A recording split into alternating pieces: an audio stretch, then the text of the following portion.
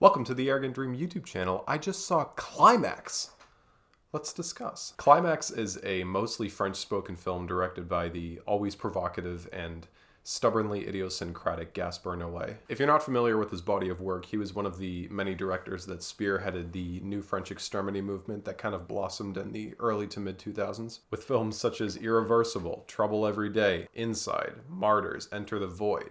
I would even throw in the sometimes campy and kind of squeamish body horror movie Raw, even though that kind of came out after the dust settled from that movement. Now, obviously, a lot of criticism came about as a result of this movement. People claiming these films had zero value and artistic integrity because they were just devoid of any point beyond being intentionally sadistic and cruel. I like to think that the point of a movie could very well be that there is no point, and that in and of itself is a statement on our desensitization to violence and sex, recurring themes that these films very confrontationally approach. I feel like this wasn't always the case though, like in the film Martyrs, where for the majority of the runtime it did feel like there was this willful ignorance to character arcs and humanity and the general pacing of a movie, until the end when it tries to shove in this like pseudo-spiritual, philosophical, deeper meaning that supposedly explains everything that's just happened, and thus kind of compromising every supposed lack of intent and tonal balance the film was already struggling to maintain. So these films as a whole are kind of hit and miss, but Ganspar No Wave has always stuck out to me, if anything, for how he approaches the technical side of filmmaking with his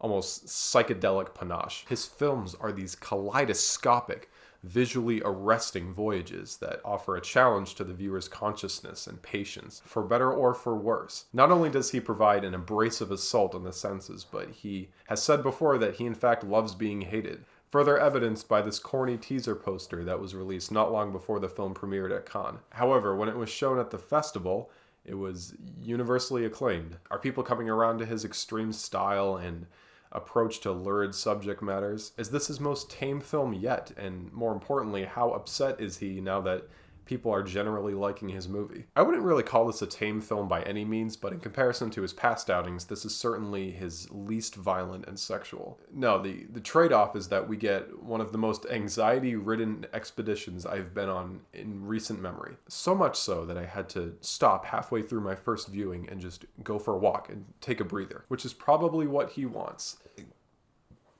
This movie is not the visual effects-laden journey that Enter the Void was, but he still maintains his signature style of editing, his wandering narrative. As the trailer heavily implies, Climax is this hour-and-a-half drug-infused odyssey that follows these dancers and their constant string of fuck-ups that just don't stop happening. There are so many consequential decisions these characters make one after another that in a normal state of mind look absurd and ridiculous, but somehow it all seems to clash in this understandably fucked up way. Like, given what they're on and what they're perceiving, it makes sense for them to just go into a full-fledged panic and make one mistake after another. I think what might add to this is the feeling of inescapable claustrophobia based on the setting. And what I love so much about how the story was told is that we're never given this cheap acid filter that mirrors what the characters are seeing. It's sold to us by this dizzying, meticulously choreographed cinematography, the direction of extras, the raw, visceral performances. There are so many enthralling, unedited, long takes that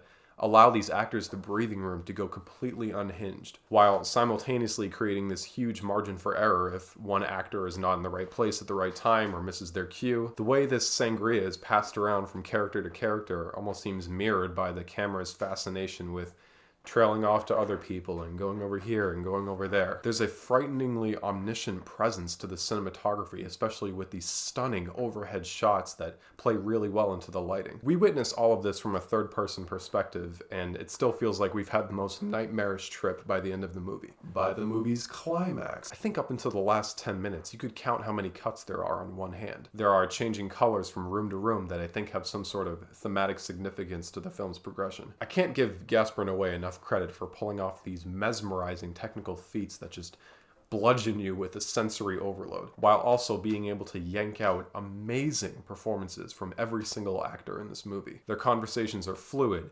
seamless. It almost seems like they're improvising at a certain point. How convincing the dancers are when they're tripping the fuck out and how each one handles it in subtly different ways. The amazingly choreographed dance sequences and how the contortionists become more hellish and macabre as the film goes on. Sofia Boutella has an astonishing solo sequence where she goes through several phases of pain, relief, brief euphoria, bewilderment, sheer horror. The second time I saw this movie, I was already tearing up before her scene was about to begin. An aspect of this movie that kind of weaves everything together with this, please stop, everybody please just fucking calm down, is this driving, pulsing electronic score that seems to follow them around through corridors, which still exists in the movie's universe, but it matches the tone perfectly, this rising tension.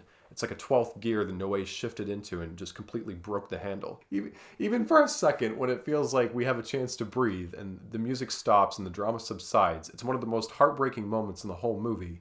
And some guy just comes out from the back with a boombox and he's like, don't worry, the party's not going to stop. Oh, nice. This film works for me on pretty much every technical, directorial, and acting front. And by works, I mean it certainly evoked a paranoid and just hair-pulling reaction out of me the both times I've seen it, of which I had to space out because I don't think I could have handled seeing this movie 2 times in the span of 2 weeks. I'd just be out of hair at that point. You could make the argument that if you just step back and take a look at the sequence of events logically, it all seems kind of silly. But what I think negates that and kind of draws you in carefully are the shoulder-to-shoulder conversations and dialogue scenes towards the beginning of the movie, which are very lengthy and admittedly did get worse for me on my second viewing. That would probably be my major criticism with the movie. Like, at a certain point, they're just repeating themselves and we already kind of know or get a sense of who these characters are. It goes beyond luring the audience in and starts to feel a little tedious. Like we have to get through this chore. Although I really appreciate his distinctive editing style with the cuts to black for a millisecond and coming back. It's hypnotic as ever. But the writing probably could have been trimmed down a bit in the beginning,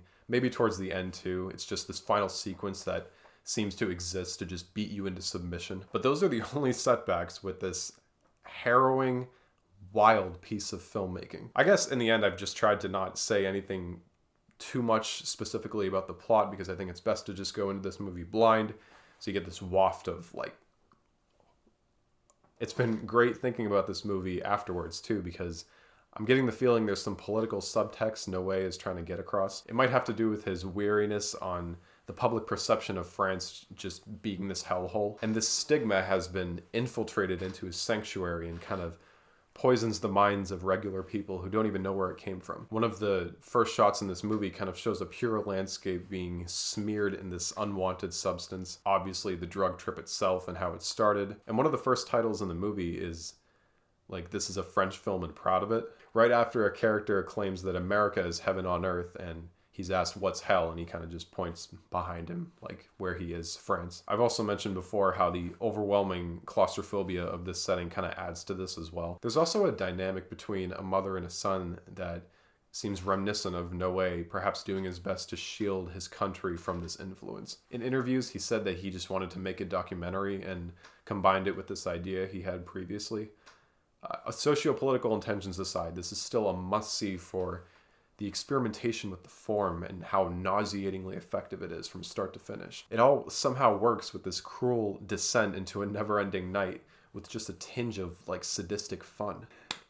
Absolutely one of my favorites of 2018.